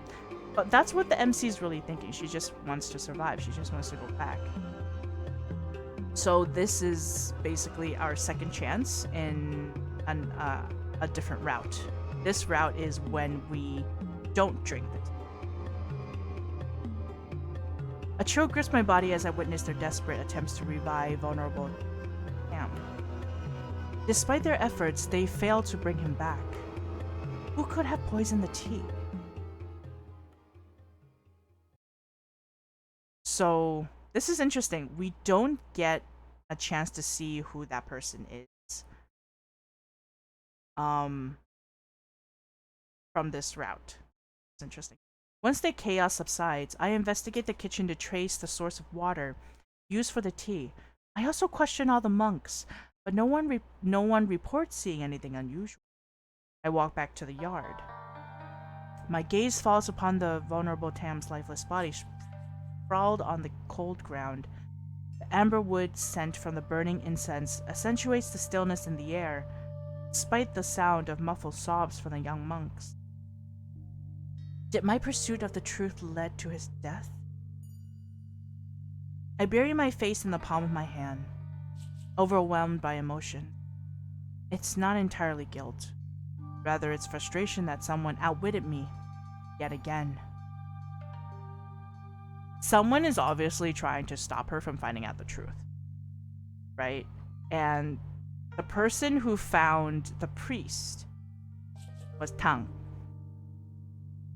Tang was the person who found the priest and offered to go with her, the MC. But the MC said, I cannot let anybody, absolutely not a single person, know that I'm a time traveler. So is Tang a suspicious suspect? We shall see. We shall see.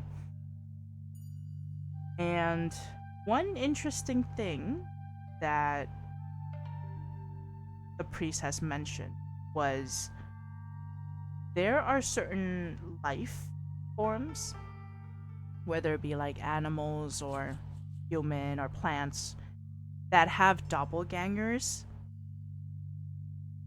My theory is that Tang is the doppelganger of the husband that betrayed the princess that started the record. That's my theory. Tang is the doppelganger of the guy. So we'll see if that is correct. Either that or Vu, the purple hair guy, is the one that might be the doppelganger of the husband. Who knows? We shall see. I take a few hours of rest at the pagoda and head back to the capital. Upon returning to the palace, I take a stroll around the garden, finding myself sinking deep into contemplation. The small flickering amber fires dancing in the lanterns along the pathway seem to add weight to the already stale air. The curse, the time travel spell, the doppelganger story. I find myself scoffing inwardly as I recall what vulnerable Tam told me today. No way any of that is real. I can't see them with my own eye. I now can cross off magic from my list of possibilities. Yet, there is something about the conversation with him that still tugs me, making the lump in my chest grow bigger after each step.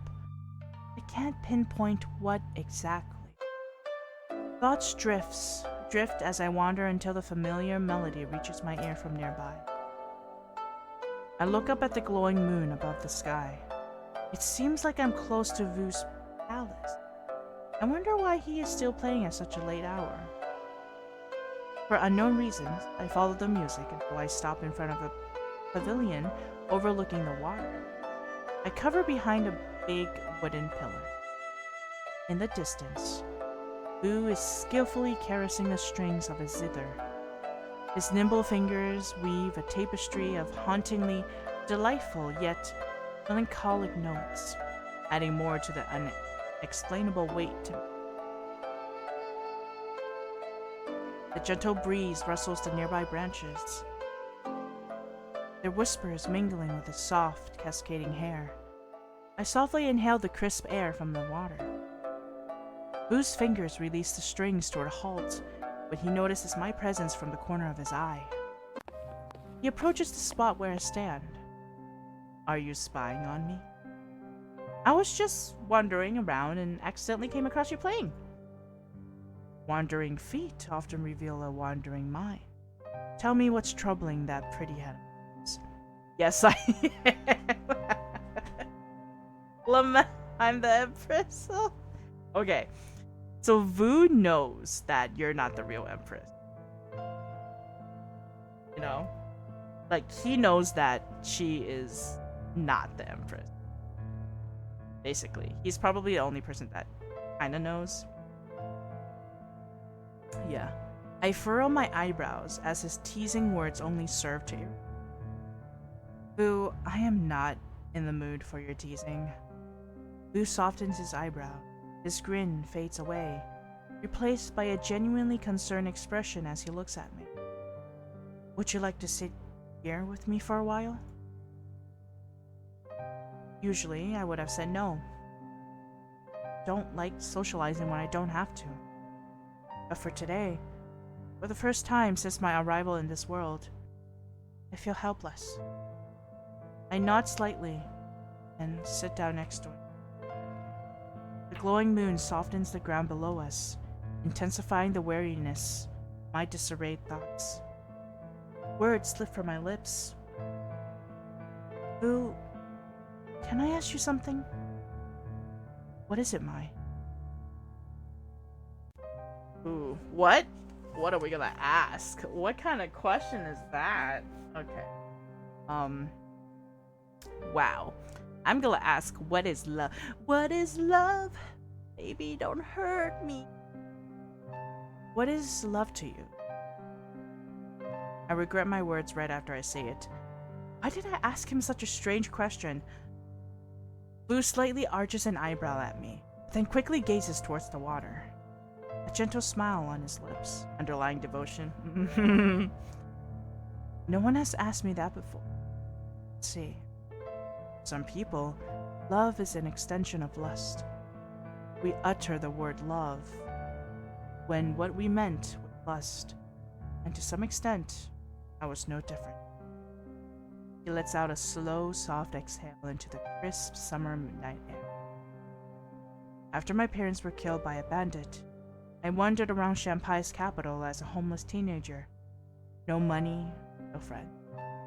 You gave the rock eyebrow sus face? Oh, he gave you that rock eyebrow sus face? I know which one you're talking about. My only possession was a zither. I played music on the street for money. There wasn't much.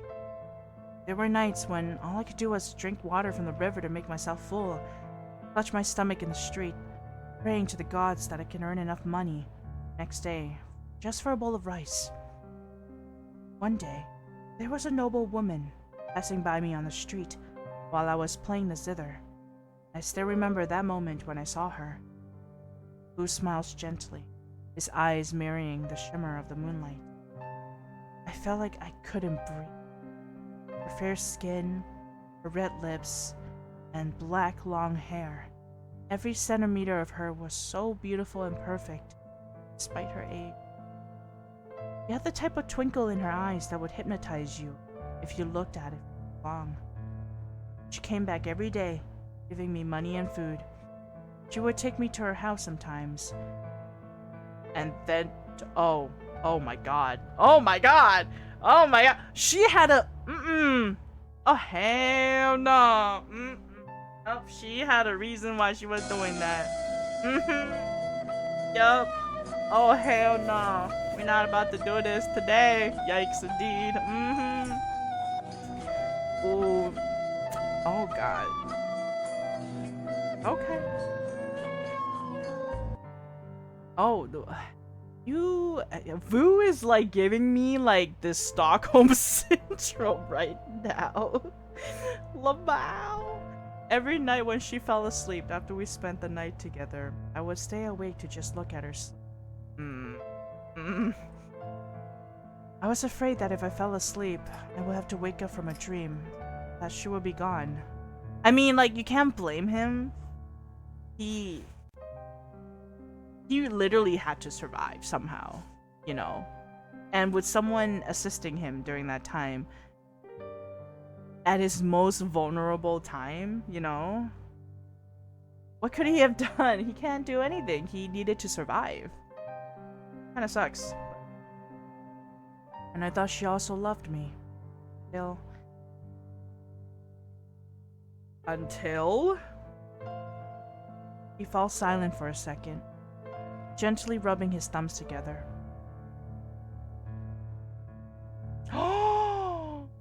Oh no, he didn't. One day when I got to her house as usual, a group of men restrained me. She sold me to a slave trader.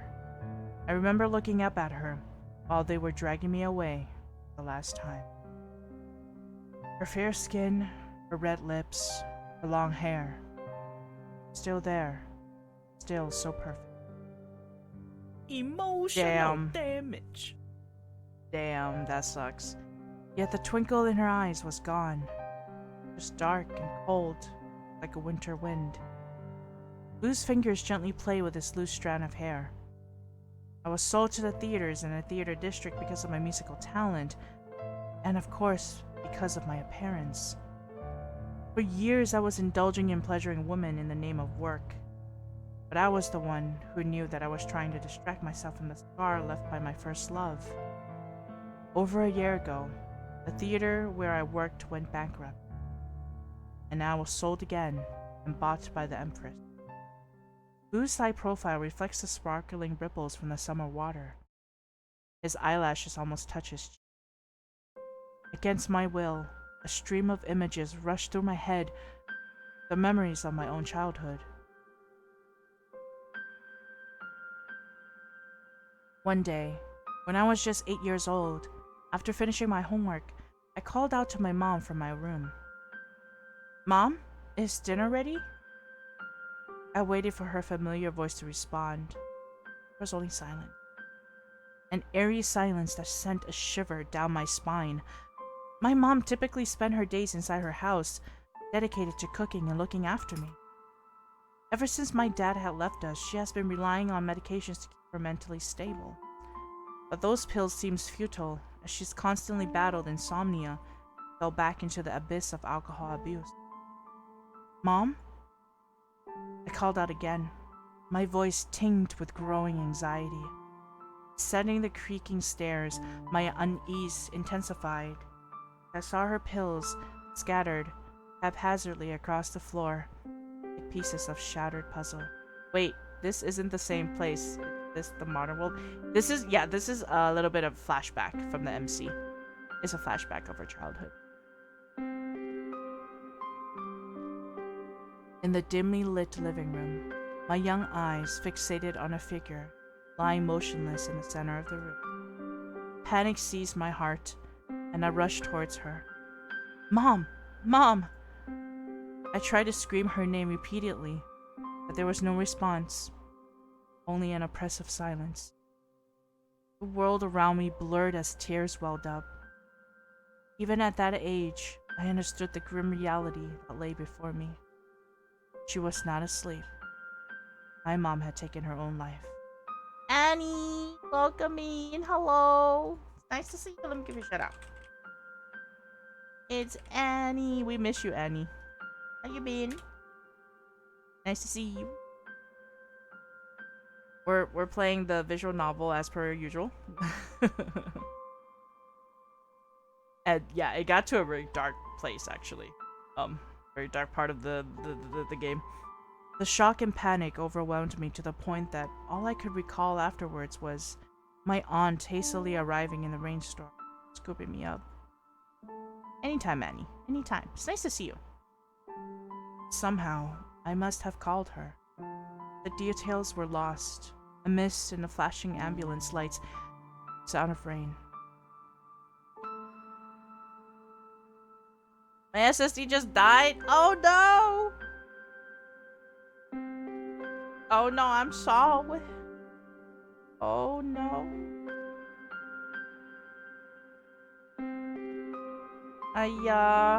Will you be able to get another one? A replacement? The wind blowing through the willow branch nearby brings me back to the present. I press my thumbnail in the flesh of my finger, trying to divert my attention from my thoughts, but to no avail. For all these years, I have repressed these specific memories, convincing myself my mother's death is just a natural part of the world. Similar to the deaths of the trafficked Shanghai children and the vulnerable Tam, the world by its nature is cruel. We as humans are cruel, and our motivations and feelings are unpredictable. I have another one, so I'll just have to use my externally. Okay. That's good that you have, like, a backup just for now. I hope you get to have a new one soon.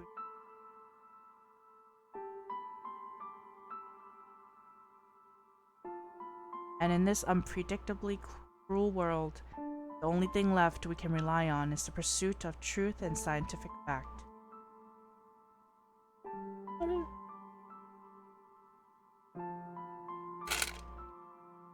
my god, I was so scared that the ice would fall on my face when I was drinking it.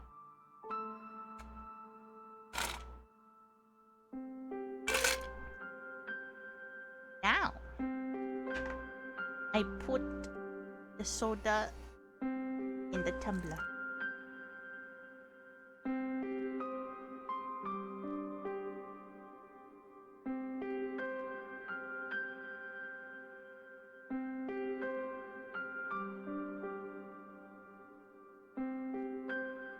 It likes a warm soda.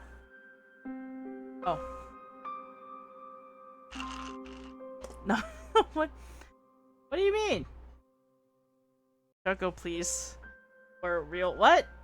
We're real? Gee, wait, what? What are you talking about? Oh, you're talking about the MC?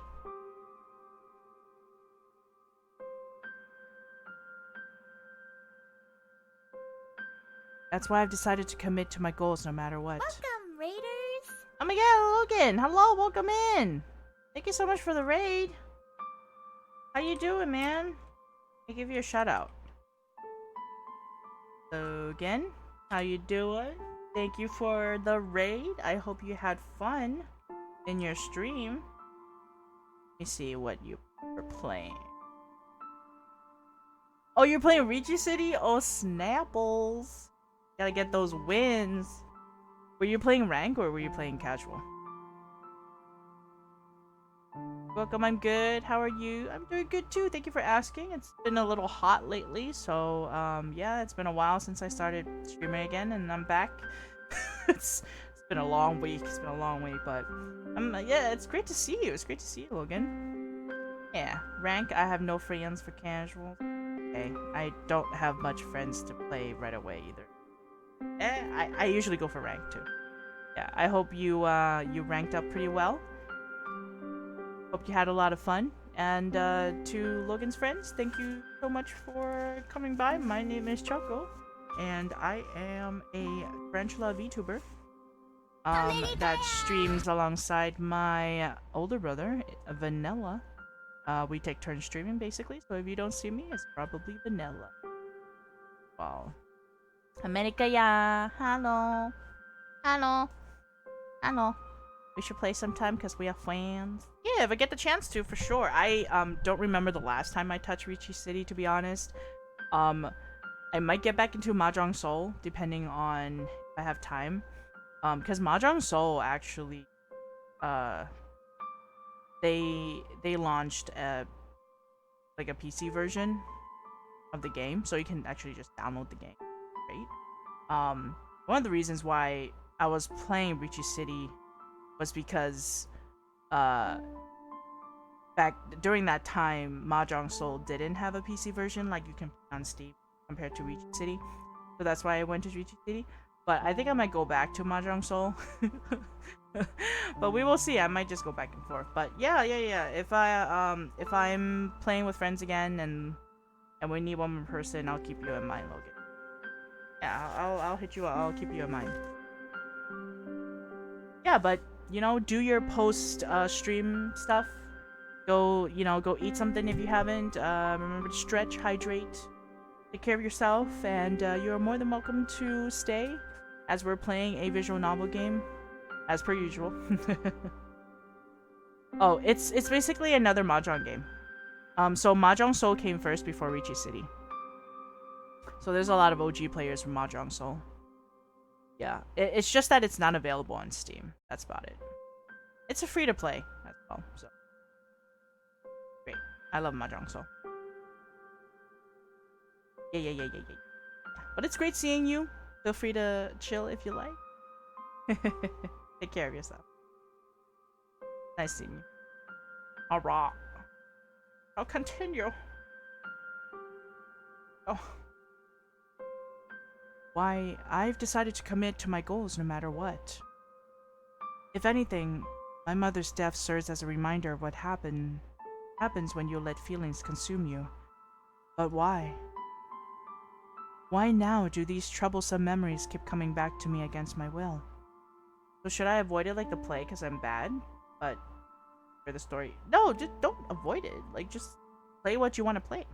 Play what you want to play, Logan. That's fine. I'm just saying that I started with Mahjong Soul and then I switched to Ricci City because I couldn't stream with Mahjong Soul. Even though technically there is BlueStacks and then it's a browser game, but it didn't do well with my stream. Like, it lags everything, so I couldn't do it. Ricci City was like the only one that I could play without lag, basically. That's why I switched to Ricci.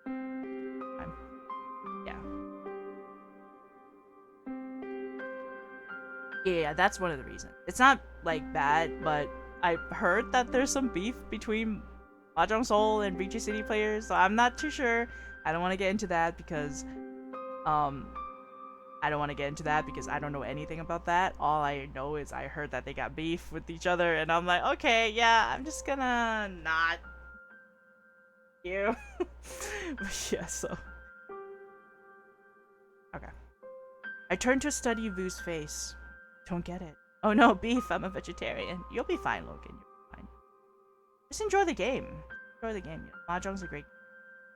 If feelings are what you get hurt, why do humans care about them so much?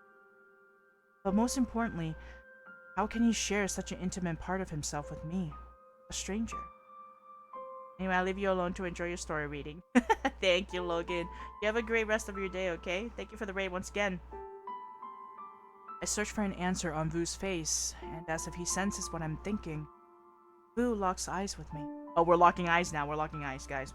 I have made peace with those memories. In fact, I cling to them because they are a part of me. Pieces that make me who I am. Thank you for the lurk, Logan. Bye-bye. If I weren't on that path, I would not have sat with you today, wouldn't I? Sexy, there's nothing happening. Don't worry. Why are you giving me that look? Nothing happening right now. We are in a wholesome moment. We're trying to share our feelings. Okay, there's nothing going on so far. There's nothing going on. I blinked, unsure of what he meant. But you know what my real view on love is? The spark in his eyes come back, twinkling like the stars reflecting on the pond's surface. I believe that people who are soulmates are connected by a red thread. A red thread of destiny. Ain't we locking eyes though? I'm locked on, if you know what I'm saying. We locking eyes. Sure we are. Of course. Holding my gaze, Vu smiles. But it's not the mischievous smiles he usually displays. Instead, it's as gentle as the faint scent of the lotus flower drifting on the tip of the wind. In the next life, we can find each other again. Oh my god, wait. Wait. Could this insinuate that Vu might be the doppelganger? Does that make... Okay, before I thought it was Tang. I thought Tang was the doppelganger of the husband that married to the princess, Mai Tian. But like...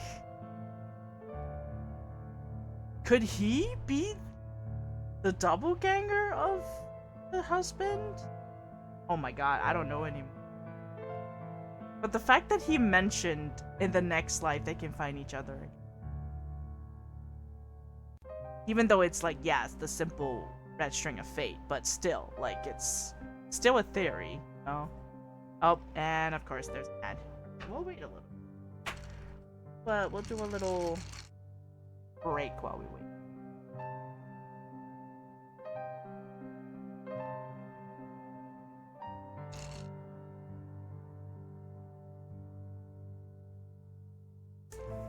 Meantime, I'm enjoying my soda.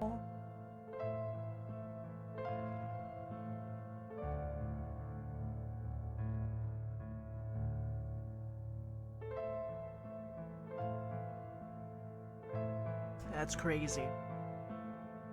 If it is him, I wouldn't be surprised.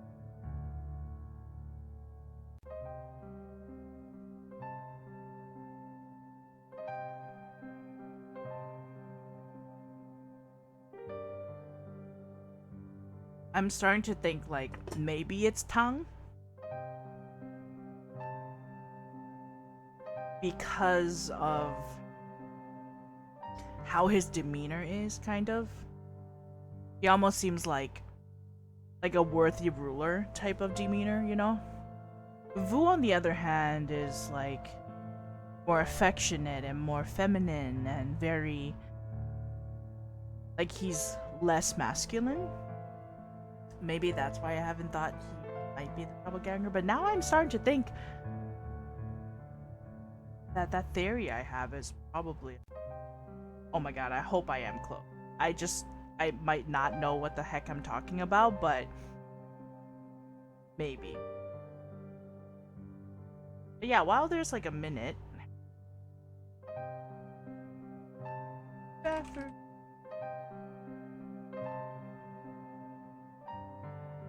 Do a really quick bathroom. I'll be right back.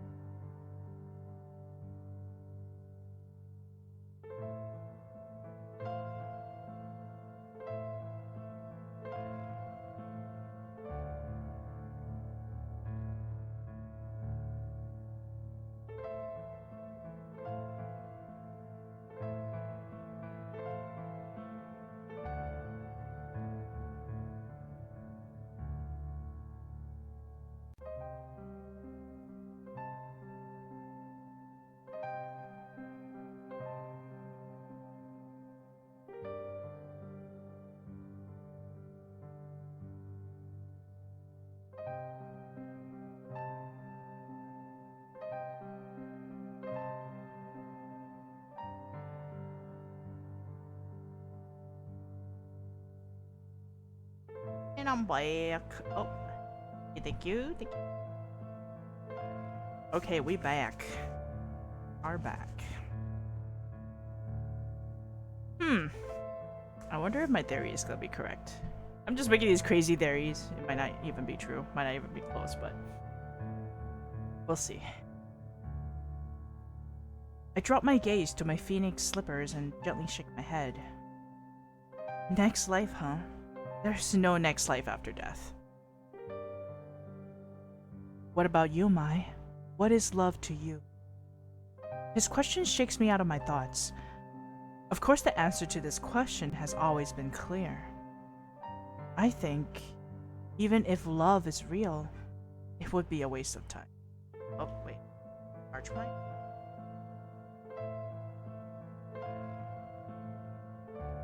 Charging.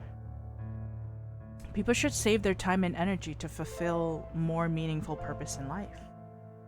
I stare at the palace gate from afar.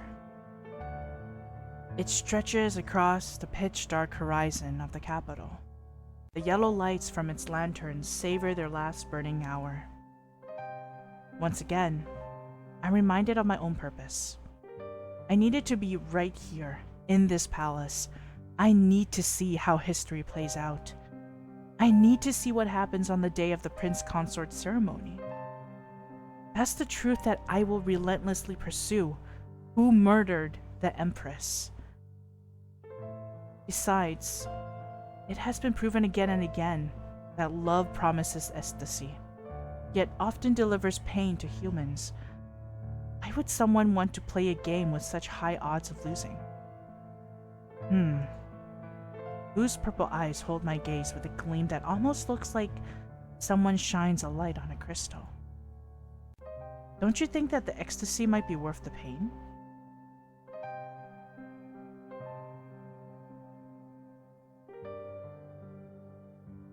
For an unknown reason, I'm irritated by his question. I clear my throat, rising up from my seat. I'm tired. I will go back to my chamber now. Vu's fingers tug at the corner of my sleeves. Wait, you don't want to miss the best part about this place. He leans down to pick up a rock from the ground and throws it into the garden. Its thud from its throw rustles the leaves on the grass. Oh my god, fireflies! Cute! And in an instant, a myriad of fireflies emerge from the bushes. Dazed by the thousands of pinpricks of tiny firelights, I gasp. As I gaze upon the gentle, diffuse radiance surrounding us, Vu turns to me. When I feel down, I often come here to see this. Isn't it beautiful? I give him a small nod, because I'm not sure how to reply to it. We stand there in silence for a moment, drowning in our own thoughts. As we watch the tiny dots of glowing firelights fly away, blurring into the softness of the moonlight. I steal a glance at Vu. He is gazing up at the moon, a big smile on his face. Strange as it might sound, the twinkling sparks in his eyes seems to burn away the darkness of the night. After a while, we bid our good night and retreat to our separate chambers. On my walk, a lingering question dances in my mind like the fireflies in the sky. Vu, who are you?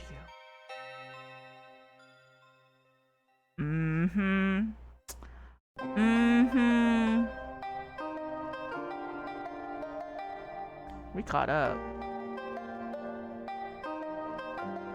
Caught up to chapter 7. Now we gotta save that. Because...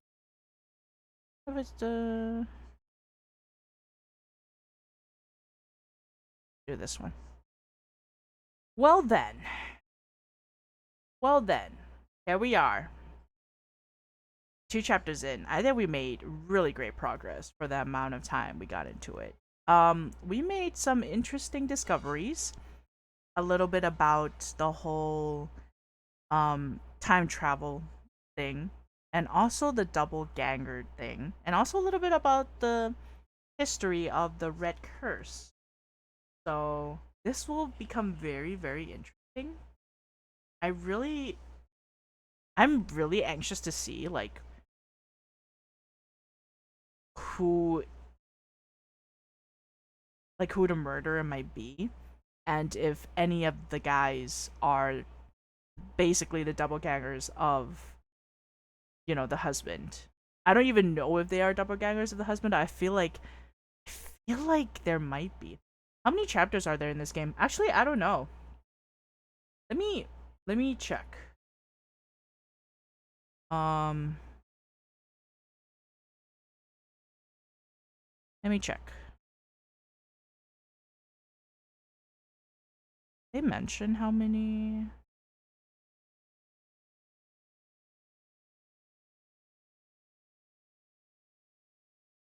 I don't think they mention how many chapters there are.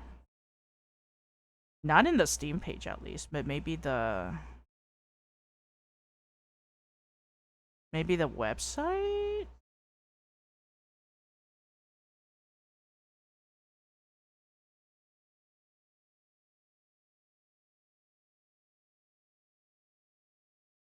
I feel like we're not even close. That's what I feel like. I feel like we're just like in the beginning. There has to be more. There has to be more, I'm sure. Like maybe if I have to guess like 20 possibly. Who knows? Not too sure, but I really like the storyline so far. Oh, 28 chapters. Hello, welcome in. Squatch. 28 chapters, which doesn't include the prologue and extra. Ooh, that means there's even more. Oh yeah, I like that. Wow. Wow. So we're literally just in the beginning, kind of. Thank you for giving us that info. That's great. Guess what?